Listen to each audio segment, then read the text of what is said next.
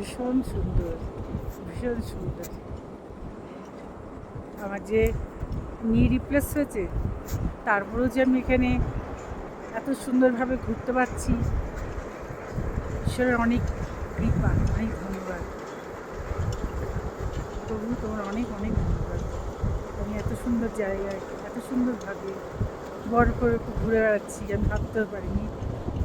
আমি বরফকে ভীষণ ভালোবাসি, তুমি জানো তো। তুমি সেই আশা আমার পূর্ণ করেছো, সেই জন্য তোমার ধন্যবাদ। এখানে আমরা আছি ছাঙ্গুলিকে, আর ওখানে আমরা রোপওয়ে করে উপরে এসেছি। আমরা তিনজন আছি। ওই যে রোপওয়ে আসছে, এক একটা রোপওয়ে আসছে, ভীষণ সুন্দর,